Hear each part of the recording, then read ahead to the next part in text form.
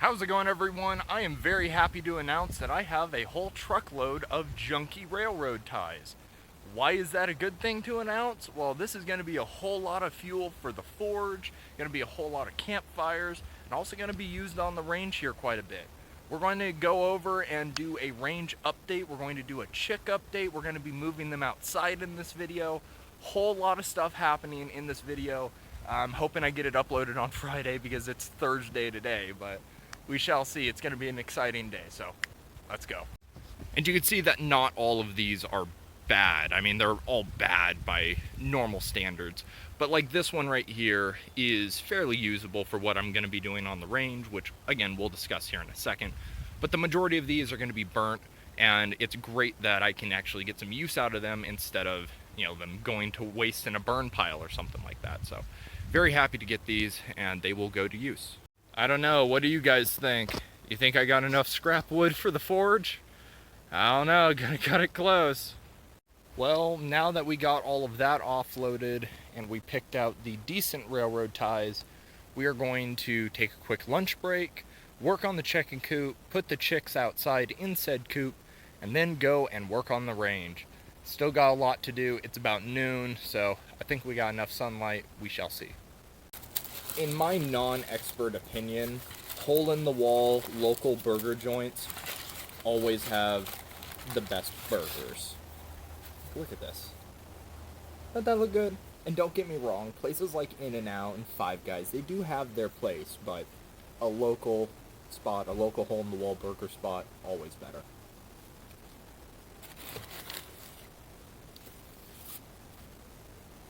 Oh yeah. Oh yeah, he's a big boy! Get that fatty some mud flaps for his ass! And throw some fresh out of the fryer fries into the mix, you got yourself a pretty decent meal. And to finish off this all-American meal, we have a fruit punch burrito, because if you're going to get a Hispanic drink, you might as well get the whitest one you possibly can. And by the way, nice little bottle opener I made out of rebar in the forge. Rebar is not junk, people. It's decent to forge with, you just have to know what to forge it into. So the last thing I need to do before we put the chicks inside the coop is install one of these Thermo cubes. And for those of you who don't know, this is basically just a thermostatic plug that basically works as a thermostat, and when it gets below a certain temperature, it'll turn on, and when it gets above a certain temperature, it'll turn off. So perfect for a heat lamp and the water heater, because it will freeze overnight, especially during the winter and those cold fall and spring nights. So we're going to get this installed. I'm also going to make a little mesh panel for the back where that hole's cut, and just get everything ready, and then we should be moving them out here probably within a half hour or so. Very excited for that. I should also mention that my roommate and I cut down this big cottonwood that was right next to the chicken coop. Still have a little bit to go, but I'm going to insert the video clips that I took right now. This goes out to all the people that said that this chainsaw was way too big for anything on my property. Oh, really? Way too big, huh? Didn't think so. But anyways, this is a very large cottonwood. Like you might have seen here, this looks like a heart. So I think what I'm going to do is try and turn this into a bench, because this will be inside the chicken coop area.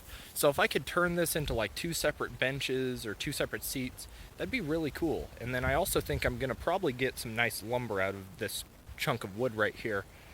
We'll see. I'm gonna try to take some slabs, possibly make a couple bowls. I just turned a cottonwood bowl out of a tree that I cut down about, I would say a year and a half, 2 years ago. It was actually the second tree I took down on the property, and it looked very good.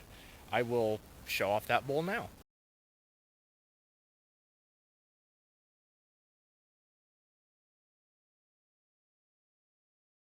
Well, that's the aftermath. Already started to skid the second log with the truck. I got my chainsaw stuck, so I have to go into town and get a new bar and chain. So it's gonna be a couple days before we take down that third piece, but no matter, it will get done, and now it's just a matter of cleanup for now. And yeah, we'll check back on the chicks here in 1 second. Check that out. Little snake friend. There he goes. Pretty sure I saw him yesterday, but, you know, just a little guy, nice and harmless, gonna help with the pests, and in this house, we do not step on snacks. Alright, so all the work on the chicken coop is done. We hung up the waterer. We also did the same to the feeder on the inside here. And the reason the feeder is on the inside and the water is on the outside is because the feed can get moldy and water can't get moldy. So, good reason to put it outside. And you can see that that's a pretty big bucket and there's not too much space for that inside the coop. And then we also made a patch for the back here. So we are all ready to put the chicks in here, and that's the next step. We're gonna go round up the chicks and start loading them up into their new home. All right, so we're gonna be using a laundry basket to help move these guys, and we're gonna make 2 trips. That way they're not too cramped in here. I don't want to stress them out too much. I think moving them in 2 trips will be just fine. And that way I'll be able to keep a little better handle on them if they start wanting to, you know, try to fly out of the basket. So with that, I'm going to try to catch some of these chicks. And it's probably going to be pretty difficult. So these guys were very chill in the moving process. They didn't even really cluck all that much. I was really surprised. They were super relaxed. You may be able to tell that I have a dog gate around here just in case they want to try and, you know, not go home. So let's see if they like their new home. I got you.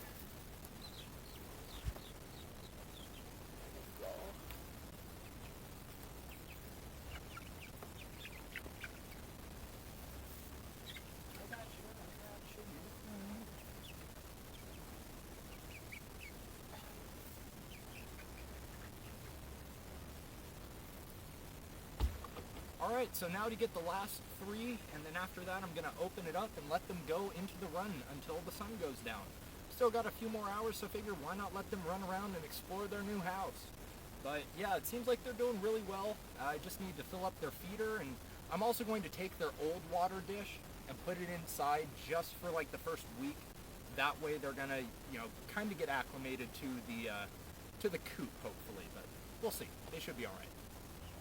These guys, on the other hand, did not want to come out so readily. They were a little hesitant, but I think they're going to enjoy it. Come here, guys.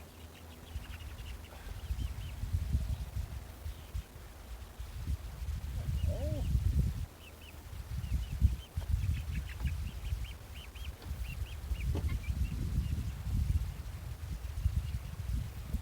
That's one. That's one. Come here.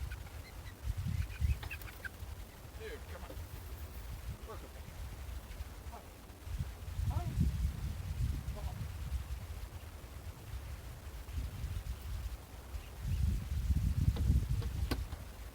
Sweet. They are all in their new home. Time to fill up the feeder and then let them outside. Really excited for this. So the feeder has been filled. Let's see if these guys want to go and explore outside. Looked like that scared them a little bit, but I think it'll take a couple minutes before they come on out, but I'm sure they will.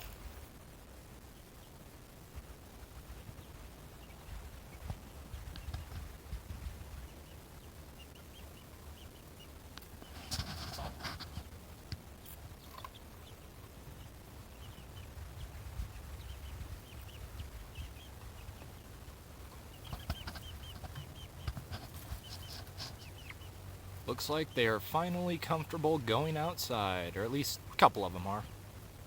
Got our security inspector making sure that's all clear for them. What do you say, Sven? What do you say? Is it all good? Is it all locked up tight? Alright, I got just enough energy left in me for a range update. And the most important update that you could probably tell is there is walls on the range now. Not just a backstop, but now we have a couple bullet catches up. But that's not all we're going to be doing. I'm going to be extending the walls out perpendicular from the backstop and then changing up the walls how they currently are a little bit. Now the reason I got those scrap railroad ties is for a different purpose entirely, but I just wanted to go over the little changes with the range.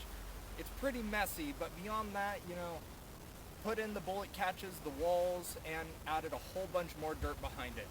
That's essentially all that's happened. Now let me explain my idea to use the rotted out junky railroad ties for. So one of the issues with backfilling like I did here is there's nothing preventing the dirt from just essentially falling off and eroding away. Now, over time, it will kind of harden up and solidify itself as a hill, as a mound of dirt, essentially. But for the time being, as I'm throwing dirt up onto the hill just more and more, a lot of it will slide down and more or less get wasted. So my idea is to basically line the edge of the current hill with those scrap railroad ties and just build them up maybe 1 or 2 high. That way it retains the dirt a little bit. Because after all, I'm not shooting 50 BMGs out here on this range. So the 6 feet of dirt after the railroad ties that would be stuffed in there, I'm sure would be more than sufficient to stop anything that I would be shooting on this range. So I think that would just be a little bit easier of a way to prevent any erosion as I'm throwing dirt on here, as well as just allow me to be a little bit more efficient as I'm backfilling this hill. So that's going to wrap up today's update, ladies and gentlemen. I'm out here walking Sven around the property, and that's pretty much all the work I had to do today. I woke up at about 5:30. It's about 5 o'clock right now, so I'm pretty tired. I'm ready to go in, get my dinner, have a nice glass of water, and relax a little bit. But I hope you enjoyed this video. I hope you enjoyed the little journey we had with the chicks, as well as all the other crap we did today. If you did, make sure you leave a like and possibly subscribe. I post every Friday, as long as I can record throughout the week enough, and hopefully I will also post throughout the week if I'm feeling like it. So if you have any comments, questions, leave them down below. With that, thank you for watching, think for yourself, shoot straight, and I will see you next time.